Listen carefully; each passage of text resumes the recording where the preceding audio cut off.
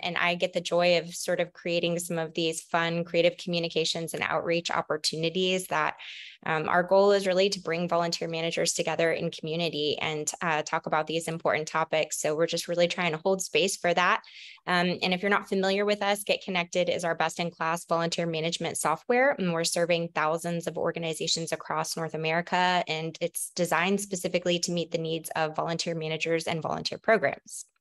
And today on our panel, we've got featuring Elizabeth Donovan, who's the head of our Get Connected Network team, who brings her experience working with nonprofits as well as state organizations to implement tools that support sustainable programming. And she's responsible for connecting communities through technology and relationships.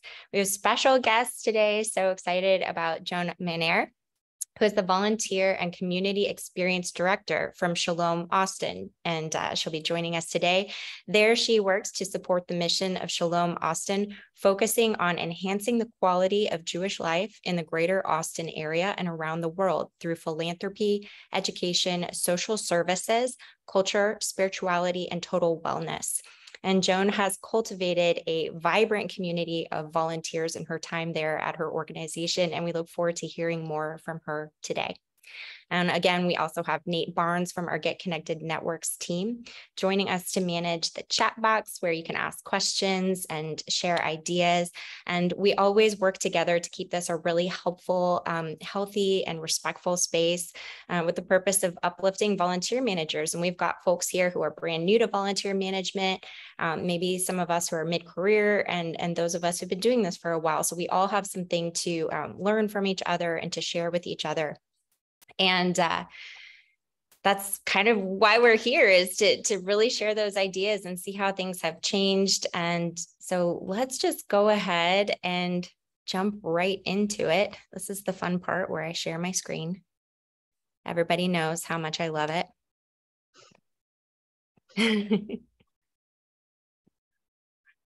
Awesome. I think I do it like this. I'm going to get there one day. All right. So volunteer engagement, activating your supporters. Let's talk about what that means.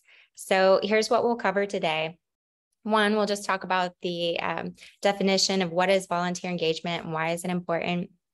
We'll talk about the benefits and the challenges of volunteer engagement, because those are two very real aspects to this topic. And we'll also talk about practical tips to boost your volunteer engagement.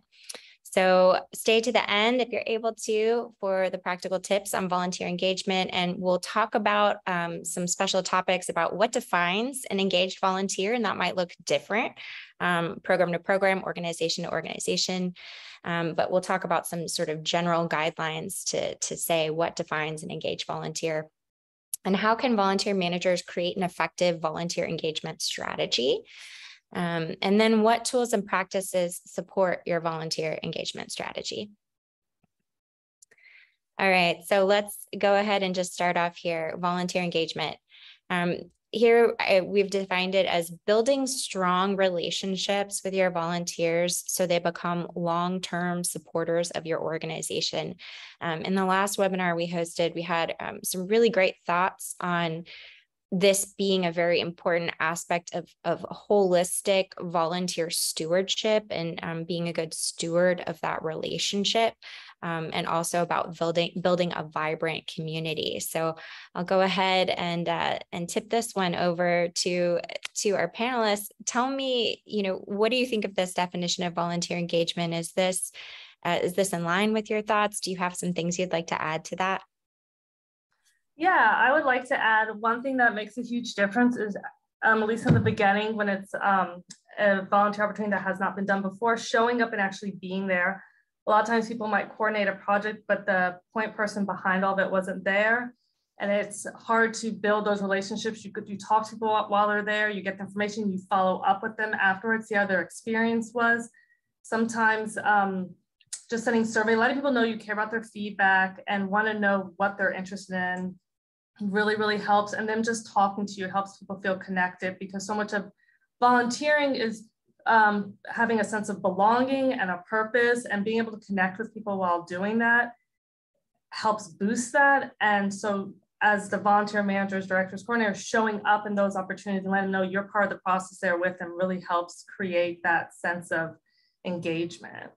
So I was trying to remember, Court, what was we had a question one time we posed, we're like, what does volunteerism mean to you? Is that the question? And we came, feel free to interrupt, it was a different question, but the answers that we hit over and over again were community, community, community, community. And I know when we started looking at this deck for today, I thought I'd love to hear in the chat what their definition of community is, because I do think the way you've defined it is really interesting, because there's that community kind of playing off of what you just said, Joan, where they're in that small group of people. You are building strong relationships with the volunteer, and you have to be there to make that happen as the point person.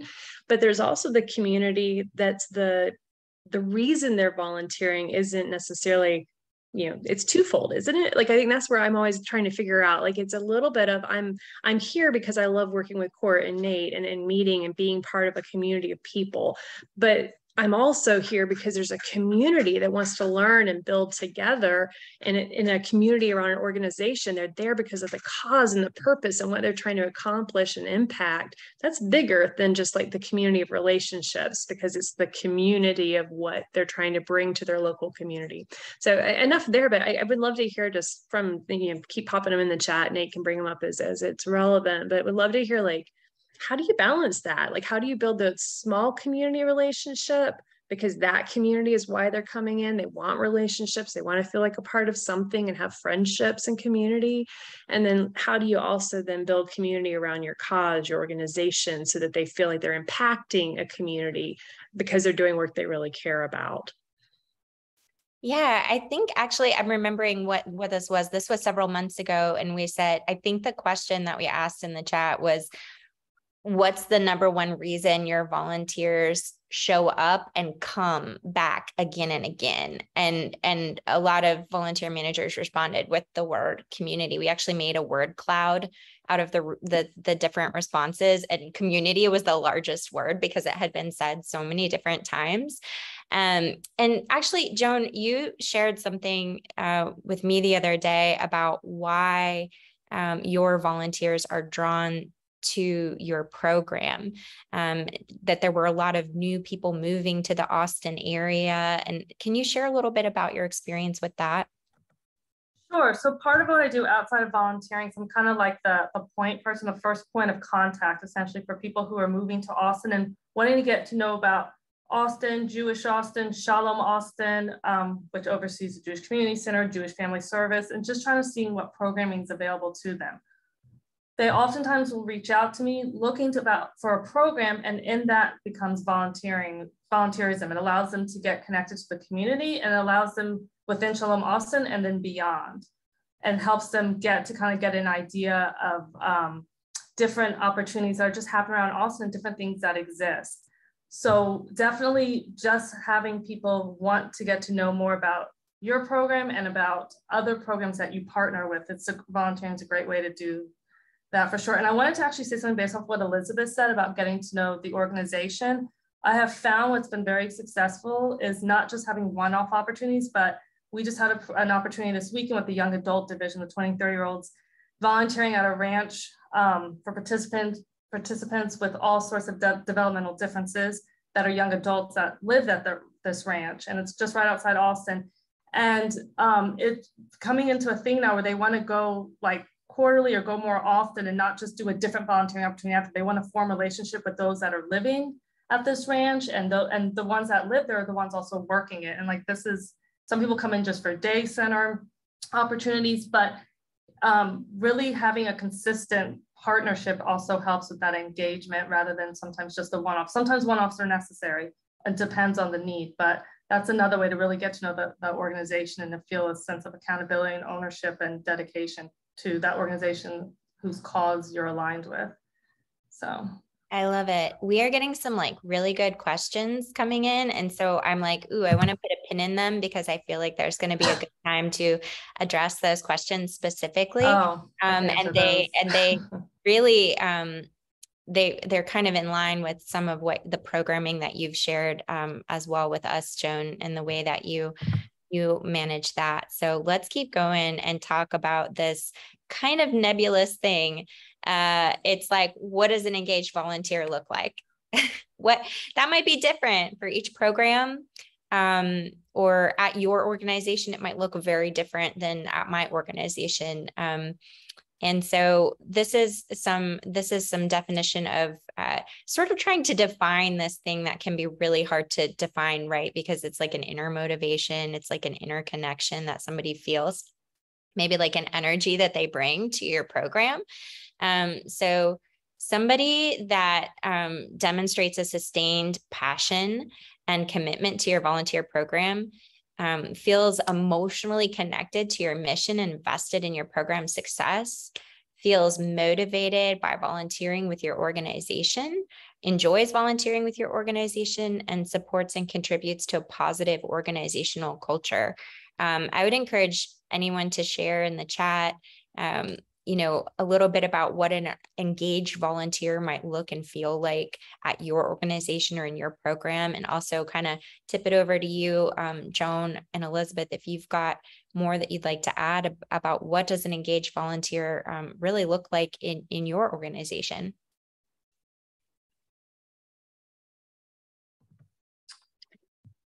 I think the piece I always think about is just, and I think in the volunteer experiences I've had that were most, the long-term ones, and I think where Joan, you're alluding to a program that's starting to get those legs where they're going to come back again and again, things that happen on a weekly or monthly basis, is that connection of how do you form that community where if they're not there, somebody missed them. So that moment of like, they feel connected, they feel like they were part of it. If Court doesn't show up today, we're all like, Court, where are you? We can't start the slideshow. Like, we would all have missed her presence, and somebody would have reached out to her and said, are you okay? What happened?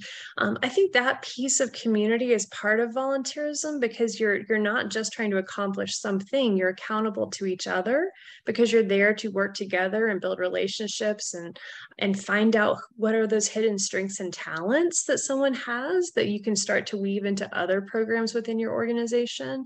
So I think that's a little bit of just just friendships and caring that you have to weave into making them feel emotionally connected, making them feel motivated because you told them how much it meant to have their help, that you got it done, because you enjoy volunteering and the group is enjoying, even if it's a horrible task. And sometimes volunteers is getting that thing done nobody wants to do. And I think that's okay if the group coming together is a group that just enjoys each other. So I think all of that has to play hand in hand. But yeah, Joan, I don't know if you have some specific examples that you can also talk through. Well, I was also reading through some of the chat, which as people describe about community, and Lena Porter had said something about people being very focused on the mission rather than the volunteers. One way to make volunteers feel focused upon and part of the process, those group onboard training sessions, make them in person, or Zoom, if people are comfortable in person, that's just getting people connected. Even very simple volunteer appreciation events, or sometimes when I have people packing here I oversee a food pantry as part of my programming.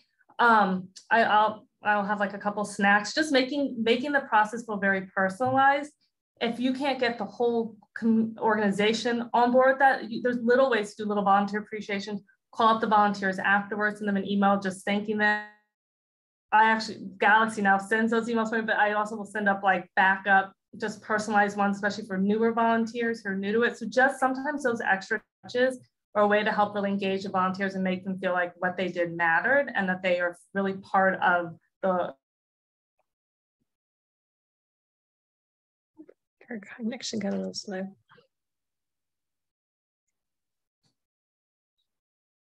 Joan, you may need to repeat that last sentence or two. I think it froze on you for a second. I think we heard part of. Yeah. Just making people feel very connected, just adding those personalized touches, even on a lower level scale, if you can't get the whole community doing, making the extra phone call. And when you're at events and they're at an event, having like a next event already there to tell them about, like, oh, we could really use your help with this, or this be fun, get some friends going forward, or just, always thinking about next steps and personalization, because it really is us working together for the mission, for the cause. And just that people sometimes need that extra boost to feel that what they're doing makes a difference. I really liked what you're saying too about the people who it's their first time, giving them extra layers of that touch point, because they might need more support during that early phase in their relationship. They might need more engagement from you or from the program to help them feel truly welcome. And then, you know, when they're showing up with regularity, it's like, okay, like we've got a good relationship. Like I know we can communicate and you're like reading my regular emails, you know, but I do feel like sometimes there's that early phase where someone comes one time and you're like not sure they're going to come back or not, and you really want them to. And so I guess I really just like you sharing that, going kind of the extra layer of thoughtfulness for that group, because I can say as someone who, you know, in my early years felt like very shy to attend group events, and that a little extra encouragement went a really long way for me to keep showing up places. And then once I felt more confident, so there might be somebody like that who is a little like me, who's really unsure. Is my contribution being appreciated? Did I do everything right? You know, sometimes that's also something that people are worried about. Like, did I actually do the task correctly? You know, or did I mess it up somehow? And if we don't hear, you know, maybe we don't know. But yeah, I do love that. Seeing some in the chat too. We got one question here. I was going to chime in, but go ahead, Elizabeth. You want to finish a thought? Go for it, Nate. It was a good one. It was, what are your expectations / strategies around corporate volunteers and engaging those folks? One of our participants, Kelly, works in CSR, and just interested in how you see the corporate volunteers in the big scope of things. Yeah, I would say, you want to share about that, Joan? Well, Kelly, does she work for an organization that is trying to incorporate volunteering into it? Because there are so many team building programs, like you build a bike and they're focused on team building, but there's a volunteer component. Or there's lots of organizations like Ronald McDonald House that will have needs for huge group volunteering efforts, and a lot of corporations will go into those organizations as a group. So yeah, I guess, yeah, that's a good question. Kelly, do you work for a corporation that's looking to implement volunteerism for your employees, or do you work for an organization who's trying to build a partnership with local corporations? Is that maybe? She works for a corporation. Oh, okay. So I have people who have come to me because they need events for people in for their team. I work as like, in that case, I have different partner agencies in town, like a neurodiversity community center, for instance, or Ron McDonald's, and I connect them that way. And I was like, and set up and then they go from there. But sometimes we'll just need ideas for where to go and ideas for setting up. So I'll be on calls with people. I'm like, these are all these wonderful organizations. So sometimes it's not me providing the opportunity, but I will send people to different organizations. So that might be, you just need someone to connect with who has a good idea of different agencies in town that can like kind of guide you through the process. I don't know if that answers the question. I'm not sure. I think one thing that's just common here, whether it's a corporate group or whether it's a group of volunteers, is having, I think you said it, Joan, the advertisement-ish of the next thing they could do with you. Because I think that's the one thing with corporate volunteers especially, is picking some different next steps. Some of them are easy. Some of them are something they can do back at the office and just do a collection for you. Some of them are something where they loved what they did that day and they want to become a regular committed volunteer.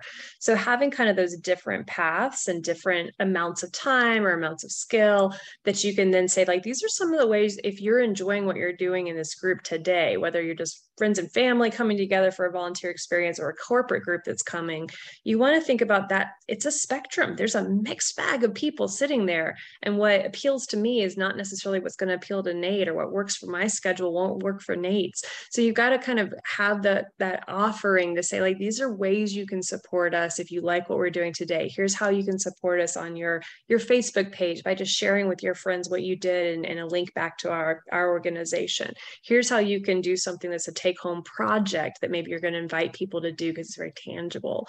Or here's something that we'd like to invite you to our next event. It's already scheduled. Here's the time. We'd love for you to show up for that because you liked what you did this first time.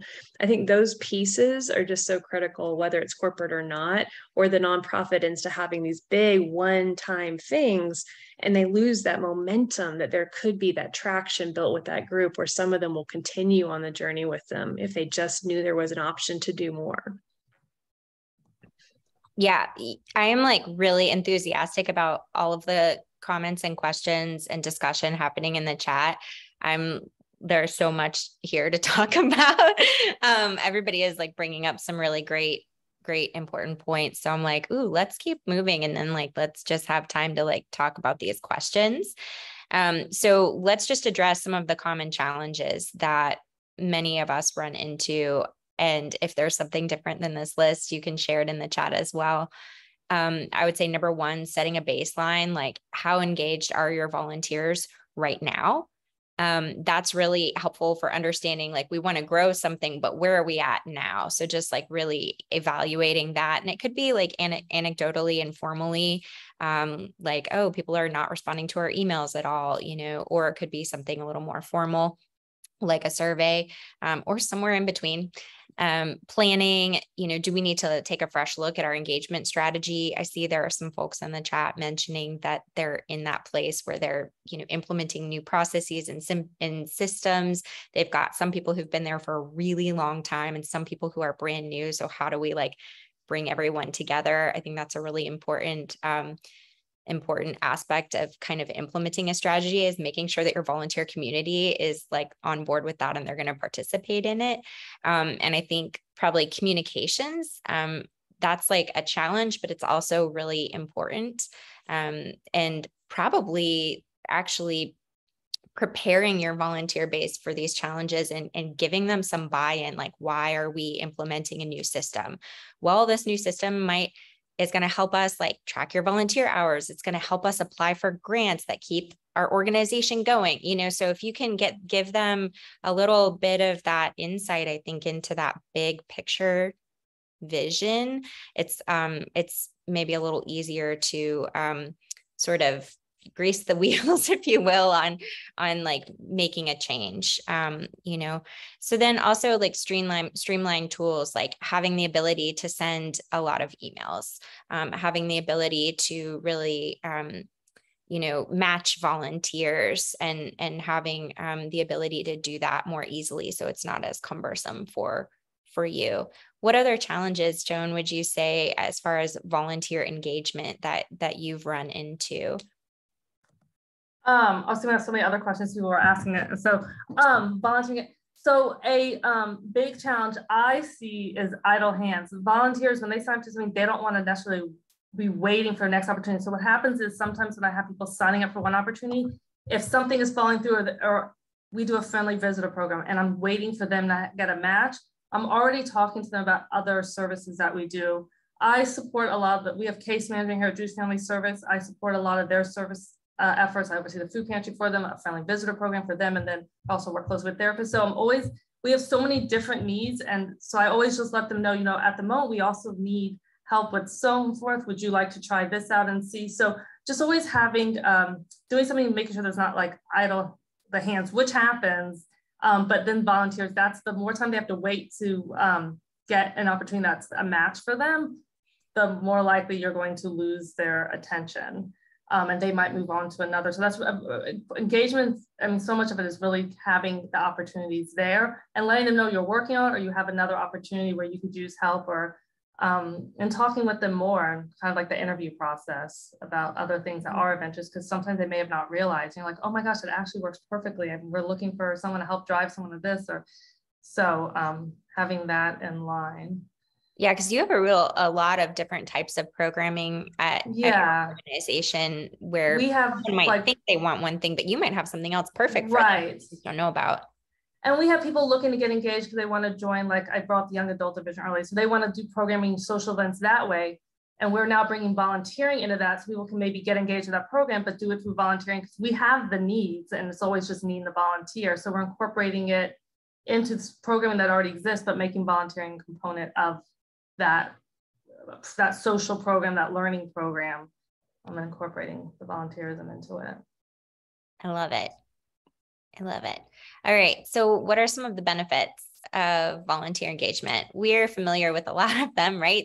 There's retention, boosted retention. So some stats have shown that 71% of volunteers give their time to just one organization. So it's like what Joan is speaking about keeping them engaged and involved, even if they're like waiting for a specific opportunity, giving them something else to do in that meantime, so they don't, lose attention or think, oh, this organization doesn't really need my time. Word of mouth, people that are having a really positive experience and they're highly engaged in your program are much more likely to share with their networks and community. Increased donations. And Joan, I feel like we chatted about this the other day as well, that some volunteers donate and then sometimes donors want to come and volunteer too. Could you share a little bit more about that at your organization? Yeah, if you're going to be dedicating your time to a cause, then there's this need to also then financially support it. So that does tie in very closely. It's not the intention of it. It's just how it works out. People want to engage. And some people don't want to help, for instance, like the food pantry, but they're not interested or they can't, or for whatever reason, show up and help pack, but we make it very easy, different ways that people can donate to the food pantry, through wish lists, Amazon, through in-kind donations, just dropping off at different sites and making things very accessible. But definitely if people are dedicating their time to something, they're more likely to want to dedicate a financial investment in it too. And it also goes other ways. I've had people who were donating and I was like, well, why don't you come check out and see what you're donating to? And then they became volunteers. Maybe they weren't still donating, but they're donating their time. And it was such a wonderful chance for them to truly experience being able to help in all their different ways they could. Yeah. And I feel like you shared something too the other day that was kind of in talking about how just when somebody shows up to volunteer, they really see the need experience the need in a completely different way. That makes them much more likely to also want to give to the program where they're showing up. It's like, oh, we need more of these. I was going to say with the food pantry, people didn't realize how much it took to keep the items in stock because we are based solely on donations. So when they showed up to help pack and they saw that we were low on things, I was like, I'm waiting until next month. I'm going to start, asking for the donations and putting the food bins around. And it helped them see like, oh, there is something I can do, donate a can of food. Like you guys do need that. It's not just, you do need people that are packing it. Yeah, I think we talked about that a little bit in the other day where it's just here locally, but it was an image of a new food pantry kind of box that had been put on a corner downtown and it had some refrigeration and it had shelves. And I was telling Court, like it caught my eye and I was like, cool, because it was filled. And then we got it posted again back into our internal Slack a few weeks later that was like, it's empty now. Can people help? And there's something about that human nature of we want to help. When we see the empty shelf, we'll think to bring something with us next time because it's just, it's visuals, and seeing that story progress made me pay attention the second time around, where the first time I was like, well, that's nice. Second time you're like, oh, they need more. I wanted to raise this question. I just saw in the chat that Andrew had posed about how do you find is the best method for doing some of this? Cold calling in. How do you get a new group, a new organization to know you need more help to work on something? And I'll kick this over to you in a second, Joan. But I always go back to something that one of our team told us many years ago, where I was like, I need an email blast to do this thing, and I was challenged where they're like, you need 10 very specific groups that you're looking for, not 200, 10. You can get to 10 groups a whole lot faster if you pick up the phone and call the groups that you want that look very specific, because it's a phone call straight into those 10 until you get to as many of them as you can get. If you need 200 groups, you need to have something, you don't have time to call 200. So what could you use? Could it be an email that goes out to your current volunteers, asking them to forward it out to all the companies and friends and family they know? Is it something that you have a media partner or someone who you can run a small, campaign with because you need so much attention to something? I think that numbers always struck me is if I know what I need and it's 50 or less, sometimes that's worth my time, just myself and someone else working our way down the list, being intentional, having the ask. But I think that part of what someone else in we have had a great chat today. Somebody else in another one was saying, like, as a volunteer comes in, just like you, Joan, we're saying you sometimes find out more about them and you can match them somewhere else. Part of building out your volunteer profile, whether it's in the software and you're asking about their interests, their skills, and their causes, so you can think about that. That same thing can be used for, as I bring in new volunteers, am I asking them where they go to church, where they work, what networks they're in, are they in any clubs, what's their local school system? Because that's my person. And if I'm trying to get to the principal, if I'm trying to get to the pastor, if I'm trying to get to the HR director, asking somebody who I can say, hey, Court, you volunteered with us. Do you mind sending me the email for your HR director? I'd love to ask and use your name to see if you all would come help us with a project.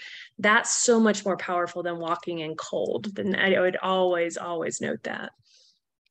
Yeah, this is a really, I think that a lot of the heart of the question is some of the questions too. It's like, how do I get the right person's attention at the right time?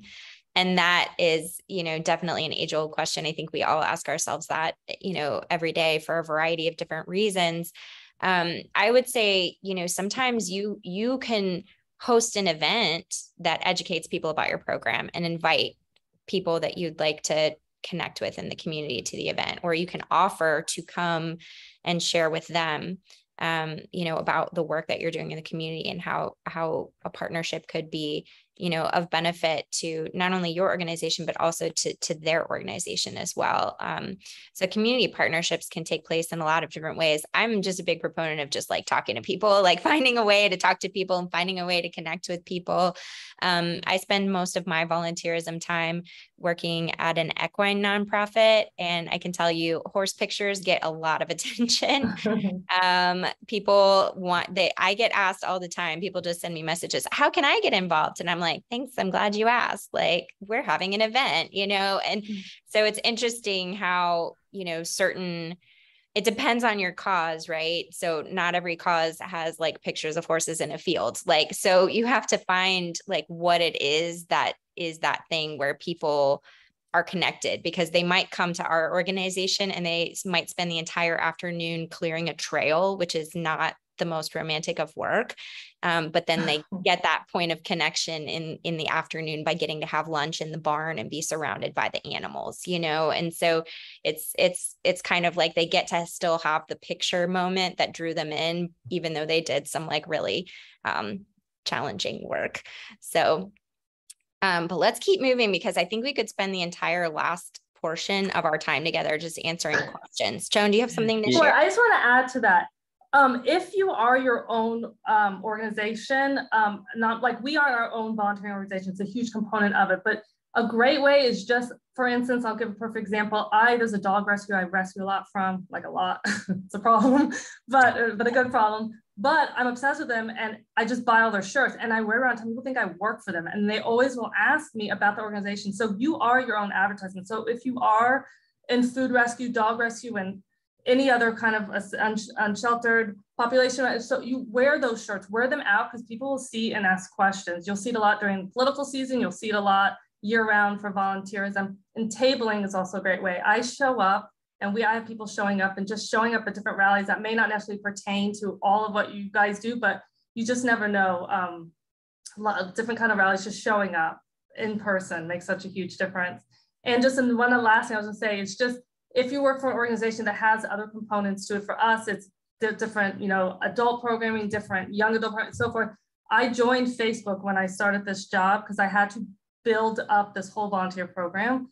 And I would post on all those sites with different opportunities, and I target recruit that way, and joined all the babysitting groups everywhere. That was like the neighborhood groups. And that's a great way to just advertise, just be annoying about it. I love it. I love it so much because I don't know. I'm curious. Does anyone feel like they're concerned that they're talking too much to people or emailing too much? That's something I hear sometimes, like I'm worried I'm bothering people by sending too many messages. Sometimes people don't open, simply don't open an email, sometimes just because they don't understand if it actually pertains to them by glancing at the subject line. So sometimes really making sure that the subject line like actually speaks to that person, or poses a question that maybe they would like the answer to. Like, are you looking to do something positive in your neighborhood while making friends and building community? Like, that's a really good question to ask somebody. I'd probably open that. Because I make a lot of friends through volunteerism and have my whole life. So, making sure that at the very top of the email, if you're struggling with people opening those, really making sure that it really pertains to them, that person. I also always say, like, pretend like you're always talking to one person and really think about that other person when you're inviting them to something and sending them a message. That is one way that I feel like people are more likely to open emails and read emails is when they really feel like the person on the other side of this is sending this to me. And that makes a big difference. So yeah, Joan, go ahead, Nate. Just chiming in, just to make sure to remind people, questions are not being forgotten. Like Court said, we'll answer most of them at the end, because most of them have to deal with challenges. Like, we got some great stuff between getting people back after COVID to changes with turnover.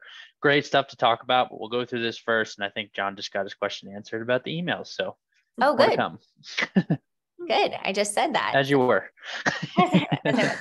Yeah. So we're doing pretty well here on time. I think that we can kind of keep moving through this list, and everyone's going to get the recording. Everyone is going to get the slides.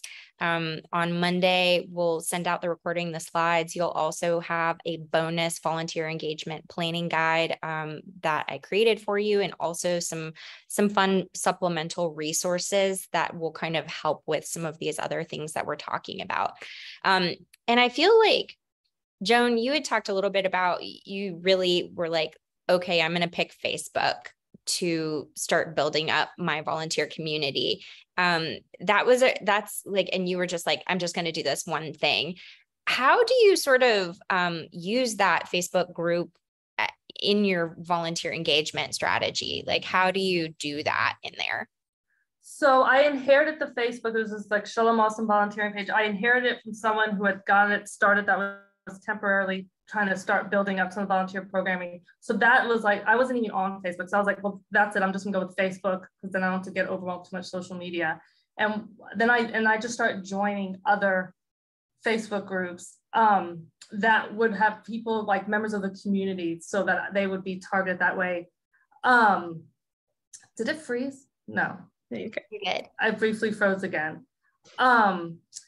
Will you rephrase the question though? Because I think when I froze, it threw me off. Yeah, that's okay. I think I might have lost part. Okay. It's like you just were like, you jumped in and you said, I'm going to use this Facebook group, and I'm going to build it up. So what do you do in your Facebook to get people? Okay. To engage people? One thing is, for us personally, we have newsletters. We have Shalom Awesome newsletters, Shalom Awesome Jewish Family Service newsletters. And I always say, to stay connected, join us on Facebook. And I put the link to it. When I send out a newsletter, I at most send out one email a month. And I just put the subject line, volunteer notifications.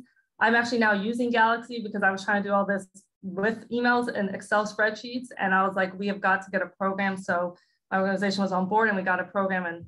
And but I always have that, like, stay connected with us this way, always have different ways. So if there's a newsletter, always including that.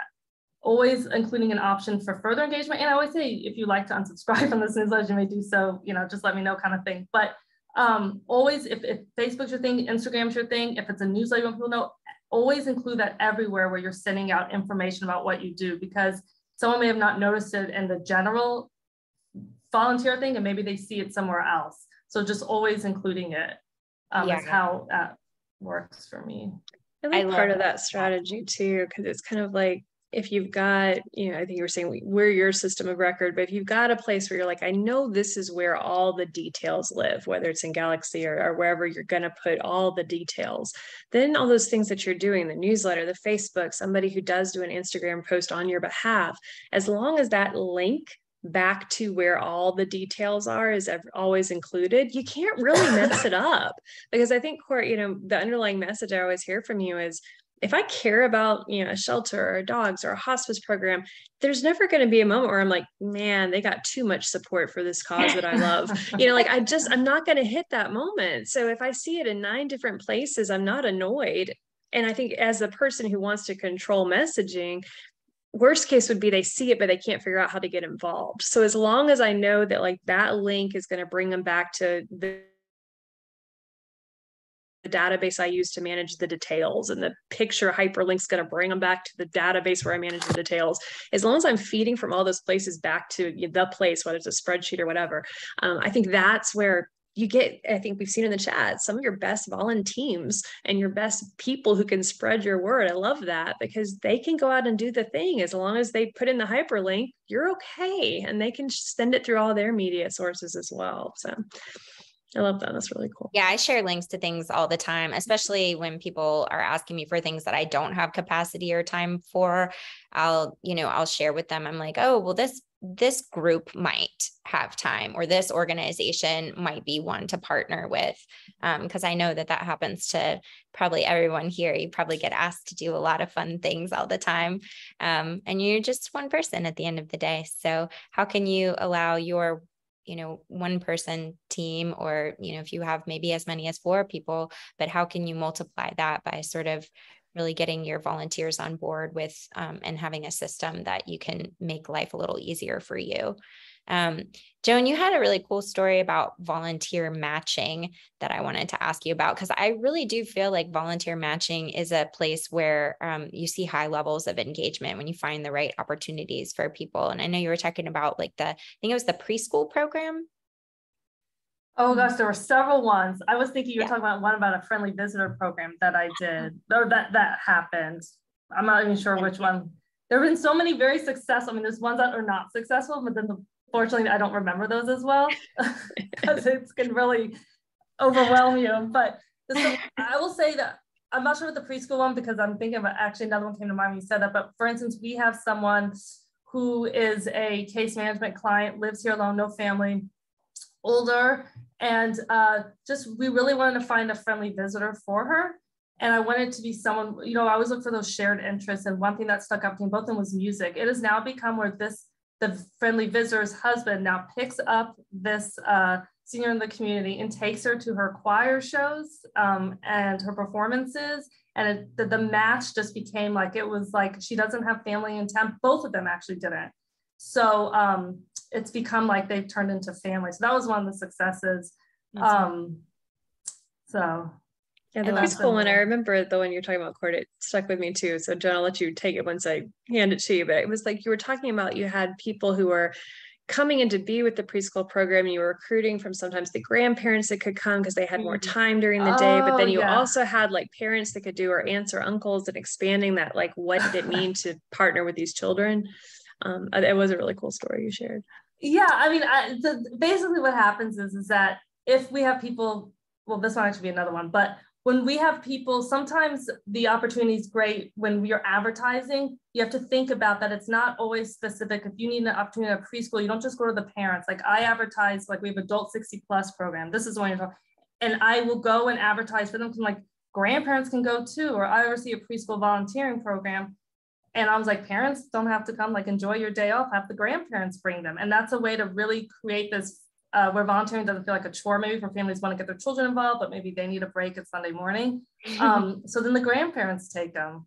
So just really making it know that it's not a fixed way of doing it. Yeah, I love that. And I'll just keep moving, because I really want to, I really just want to spend the last 15 minutes sort of addressing some of the things in the chat, if that is okay with everyone in the group. These are some of the bonus take action focuses that are going to be included in the planning guide that I send out to you on Monday. So we'll talk about in that we'll be like evaluating your communications, evaluating ongoing volunteer training opportunities and different ways to gain volunteer feedback, and then kind of apply those. There's also going to be a little section of that guide that has some creative ideas for volunteer engagement. So just to kind of, excite you about that email coming to you on Monday. But let's go ahead and just spend the last 15 minutes addressing some of these questions. Nate, are you ready with the questions? So ready. Okay, great. We are too. Let's roll. All right. Question 1. It kind of came in earlier from one of our anonymous attendees. Always interesting. That's awesome. Getting volunteers back, engaging them after COVID. A lot of folks had a hard time. I know we spoke to this a little bit, but go ahead and take the floor on that one, team. I'll pass it to Joan. Oh. Yeah, I'm going to pass it to you for the example. I was just going to say, don't assume that what they were is who they are today. That's my only headspace. People and what they did job wise, time wise, it's so different that I think you've got to not try to assume that court's not coming back, but in court always came at 8 a.m. and court just doesn't want to volunteer with us anymore. Because it could just be that court can't come at 8 a.m. anymore. That's what's changed in court's life. It's not that she doesn't care about your mission anymore. So I think I pass that to you, Joan, is just that's what I've seen is you've got to ask them again and get to know them again because they're a little different now than they were 2 years ago. Yeah, like new jobs, childcare, like there's a lot of, Yeah, Joan, what has been your experience with this? So I kind of came in at, I think there was a COVID surge after kind of like the peak of COVID. So I saw changes happening where people had kind of taken a step back. For people looking for group opportunities, I just did a lot of outdoor opportunities. I mean, in general, still my comfort, I prefer outdoor big groups. So if it's opportunities that were helping us, if people needed to come in a food pantry pack, so forth, maybe have those outside. Even if it's for the friendly visitor program, for instance, and it was a small group thing, but they still weren't comfortable, or let's say the retirement community was shut down, we changed it to what everyone did, virtual. So we still do that. Some people only prefer, we have people who are immunocompromised, so they just prefer that. But a lot of it's just outdoor opportunities, bringing people back in and creating those opportunities. If you have a need, how can you adjust that need? Because times are different moving forward. Like people still aren't necessarily going to want those big group in-person opportunities, but let them know ways that they can help in other ways. Or I've had people come in on separate days, maybe to pack. So it's just like 1 or 2 people instead of a bigger group. It's a lot on you. So it's up to how insane you want to be about it. But just really tweaking those adjustments and trying to accommodate the volunteers so that you can get that need served, but it also makes them feel like they're able to help. And then that maybe as they start coming, they start feeling a little bit more comfortable anyway. And then that can kind of change the setup. I think a lot of the virtual, like you're talking about, it actually has, I think, changed some programs to be, like this last comment on here about being more diverse, more inclusive. People who couldn't show up at the farm, people who can't come to something, you're able to do something through Zoom now. And the one thing I was thinking about from an earlier question, how do you make Zoom, how do you make virtual feel like community? And just to, pick on our group here, when we met for planning, we were talking about kids, we were talking about, Nate having one on the way. Like we didn't just talk about this slide deck and what we had to get done. Like there is that moment of incorporating community in that 5 minutes that starts out a Zoom meeting, so that the people feel like they're getting to know each other and that you're going to come back and ask for a picture of the baby, like that moment of being human. I think that's how you warm up virtual, that I hope that we don't completely lose it, because I think that moment of like making things accessible to a bigger, diverse population that can't always leave their homes or is in the workforce and they can't do more than a lunch hour, but that hour could be spent with someone virtually where they couldn't have done it in person. I think those things are the things that, how do we we incorporate them? And I think a lot of this is talking to your volunteers. I saw that woven all through this court. It's feedback, it's conversations, it's word of mouth. It's Joan, like you said, being there. And I think someone said, I can't be there. It's on a Saturday. That's okay. Yeah. Tell the person that's going to be there, hey, I have 2 burning questions. As many people as possible, ask them about, what they do on Tuesdays and do they like apples? Like that moment of, I need to know these 2 answers. That can be just someone bringing you back, like, okay, I met 3 people and here's what they said. I don't think we have to do it all. We just have to be intentional that we're human to human and we care about each other. And if that's true, it's going to come through in everything you're doing. And I just want to say one thing to that also, with the volunteering, sometimes it's just because of the COVID level comfort is just not a good match.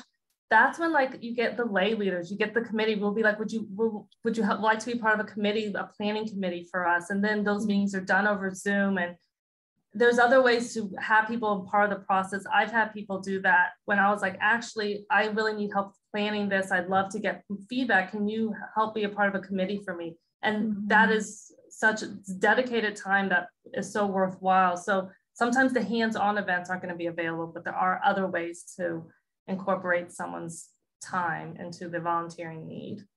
Absolutely. And I think like the real key of that is communicating that to people. Communicating if we do have accommodations at the in-person event for different levels of COVID comfort. If we do have opportunities that you can be integral to this event happening and you can be totally virtual, and like really laying that out for people and making sure that they even know that that's available. Because if there's no information, on your policies of safety and what it's like in person, then people just don't know what to expect. And a lot of times when people don't know what to expect, they just go, oh, I can't do this, but when you're offering them this variety of ways to participate, and to still really be a part, one of the things I like to encourage people to do is I'm like, hey, if you can't be there in person, can you share? Can you send emails for us? Can you do things on social media? Can you help moderate a social media group? Can you share? Can you work on the post? Like, can you do some writing, editing for our poster? There's a lot of different ways that people can participate. And so really even sometimes just like creating those opportunities, let people know that there's other ways to serve. Nate, what else you got? Awesome. Number 2 from Emma, how do we engage our volunteers? I know there's a lot of turnover that happens in the nonprofit sector. How do you kind of keep volunteers engaged with a lot of change happening? Because I know that can be a little worrisome to volunteers sometimes if there's always a new person that's a point of contact. How do we go about addressing that? Any thoughts? That's a great question. Is this a single mission organization? This is from Emma, is from the Cleveland Orchestra. So she's got about 100 volunteers or so. I think what helps a lot of times is if you have partners with what you are doing in the organization. I don't know if you work with other people in the industry, but almost creating a team, and that it's a great way to share volunteers, but it's a great way to show partnership in the big picture, even if in the smaller scale, like people are leaving from, there's a lot of turnover from within your organization, really creating those teams with other organizations where there might be even crossover with the different people that volunteer their time in the orchestra and maybe some of the other theater production, I'm not so sure, but there are really creating like a bigger scale partnership feel might help in that situation.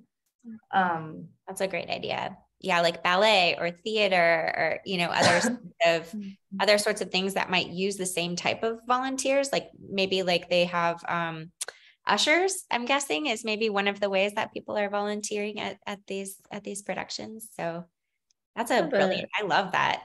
That's really cool. Yeah. That from a technology standpoint, there's a chat question about, and so I was just going to draw your attention to that info@galaxydigital.com onboarding process and how to use a system. That is actually what we do. And Joan is very kind to use our product. So don't worry about hitting that email. Date will help you. We are happy to demonstrate for anyone who wants to show volunteer coordinators, this is something you could use. It's a tool, but that's also a consistency. I talk a lot with our American Service Commissions. They often have AmeriCorps members that are or Vistas for a year, for 2 years. That Vista will not last beyond that year. They're there to help for capacity building. But when they go, if it was all in their email account, there's nothing sustainable to live on. So we do talk about picking a technology platform so that if it's not Elizabeth next year, but they're still getting the same look and feel of the email, they're still seeing the database where they were responding to sign up for things in the past, and the confirmation emails feel the same. The continuity of the system sometimes can also help if you're seeing a lot of turnover. One, from an organizational standpoint, you're not starting from scratch all the time, but two, it lets that water kind of get carried by the next person instead of having to start all over again. So I do think that's one thing to definitely focus on a little bit is what is the tool as well as who is the person using it, and try to make sure one or the other is staying consistent. I was going to drop this in here too. Shameless plug for, I need to see how I get money from them, but Vidyard, our team uses this one. And I think there were a lot of questions of how do you keep someone connected to you when you're only working with them a couple times a year? This is a tool that lets you do like a quick little hi, and it has a face, and it's kind of, you can click into it and you could have recorded yourself. It's free. So I think it's something you can start with, just a free subscription and check it out. But you can record yourself checking in or sharing an update about something that just happened at a recent event. So that's very clickable, because in the email, they see your face. I do think that's just a really cool tool to think about. I'm not going to see them for 6 months. So at least once a month, I'm going to send them a little update about what we're doing internally or something we're planning for them to do when we do get them back in the spring. That communication that feels human to human and not just an email copy. I think sometimes that feels much more like a touch point, and especially if you've got it where you've got a different person beside you in each one, or you're showing them someone who has been impacted by what they did for you all last year, and this is the results of the work they do each time. I think those are really good ways to just, Court, you talk a lot about those little snippets, a picture, a video, something that's fast that just tells a story so they stay engaged with you and you're planning out that strategy. Yeah, absolutely. And it might be like an educational article or something that you send, like, just to stay engaged with them, to keep them engaged with your organization. I have a friend who organizes one big event all year, and she has to keep people engaged the other, 364 days of the year, to make sure everyone shows up, because it's an event with like thousands of people at a big outdoor space. And it's a lot of coordinating, more than I would probably want to do. But I think that, we've got only 3 minutes left. If we have a quick question, Nate, we might be able to answer that before we say bye to everyone. And just want to say, again, if you have to leave, just thank you so much. You can stay in connection with us, Galaxy Digital Volunteer Management on LinkedIn. You can head to galaxydigital.com and subscribe to our Volunteer Management Insider newsletter. Check out the blog for tons of resources. And if you're interested in learning more about our volunteer management software, Get Connected, you can also schedule a demonstration of that with somebody like Nate, who is an expert at that. Is there a mini question before we say thanks and bye to everyone? There's still a few. Joan, so a lot for being here. Yes, for sure. 100%. And for anyone we don't get to, I will make sure we get that answer to your question and get some follow-up to you. But I did want to touch on Donna's and Gwendolyn's too, just because they chimed in a couple times, which is awesome. Donna had a question about kind of administrative volunteers. I know they're so busy, they do so much work. How do we keep them engaged? How do we keep them from getting not burnt out amidst kind of a long season of taking phone calls and passing information around and things like that? Ooh, that's a good question. I've been that person. I used to actually have a role where I just sat in a chair and called 100 people a day, to make sure that they got the tax assistance that they needed. And it was a lot of questions. So snacks help. I would love administrative assistance. I'm like listening, trying to get tips here. I think sometimes it's a personality type too. Like my uncle volunteers at a hospital now that he's completely retired as like a greeter and coordinator, and he just wants to work full time, but he's retired. And it's not me. Like I kind of, in my mind, that is not what retirement looks like to me. But some people, like, they just want to give back, and they show up. He gets up at like 5 a.m. to make sure he's there by 7 a.m. in the morning. And there's sometimes you find those unicorns, grab them, be thankful for them, make sure you shout their praises so they feel that. But it also makes me think, just don't pigeonhole them. I think some things that we talk about sometimes is making sure you have something else you let them do so they aren't burning out on that one task, but that you're letting them lead something else, or asking them for ideas about something else, or making sure there isn't another skill set they have that might be something they would enjoy. If that's their skill set and they love it, leave them. That's great. Just be glad you got them in the right spot. But I think making sure that you're pulling out of them, like, what else do you like to do? Like, what else can we use you with, so that you are getting a little bit more diversity of tasks throughout your day? I think that's just a critical. Talk to them. Talk to your volunteers. They will tell you what they're thinking. Get those feedback loops. Yeah, absolutely. I definitely think that's good, and kind of mixing up the task a little bit. Because at the nonprofit where I spend a lot of my time, if I was only cleaning out the stalls and mucking the stalls, I would maybe get a little burned out on that. But I do a few different things there, and I think it makes some of that, doing one thing over and over again, it's easy to become burned out, either mentally, emotionally, or physically, and like some jobs have more of that component to them where you are holding a lot of space for other people. And that is something that, I hope all of our volunteer managers think about for themselves too, and not just their volunteers. So we probably need some of those things as well. Does anyone have any further thoughts before we say goodbye for the day? I'm just so grateful for everyone's time and attention. Really grateful for Joan taking time out of her very busy schedule at Shalom Austin to share her experiences with us. I'm so grateful that you were able to join us today. Oh, I'm happy I love talking volunteerism, so it's fun. I'm learning in the process too. I'm new to this world, and my main big piece of advice I would say is, if I still have a question about developing new programming and where to go from there. When I started working here in this position, I just started calling like all different agencies that were within kind of what my agency does, and ask them, what programs do you do? What do you find effective? And this is actually how I found what volunteer platform to use, but I was just like, where do I go? You just have to ask. If you're in dog rescue, you go talk to other dog rescues. Like, how do you successfully get volunteers? I mean, it's just really asking lots of questions, because we're all trying to figure out the same answers and have been there and still figuring it out.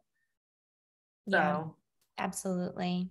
That is so great. Yeah. Let's never be afraid to just ask other people how they're finding their success and how they're connecting to volunteers, because it might be something that, might be surprising, how they're really finding the ideal volunteers. I know somebody I was talking to recently, a volunteer manager, and they said, we do stuff with, conservation. So we go to REI and find, people who are into outdoorsy stuff there. And I was like, oh, that's a neat creative idea that I wouldn't necessarily have thought of. But I love it, and so you never know who's going to become your greatest supporter and your advocate, and who's going to become that ideal engaged volunteer. Yeah. So I think, all right, friends, we're at 2. So we're going to go ahead and say goodbye. Thank you so much for spending your very valuable time with us today. Thank you for the work that you're doing, making an impact in your community. And please look for follow-up from us. We'll try and get those questions answered with some resources, and you'll see an email coming on Monday with the recording. So thank you. And we'll see you soon. Thank you. Thank you guys so much. Bye, Joan. Bye. Bye, Joan. Thank you.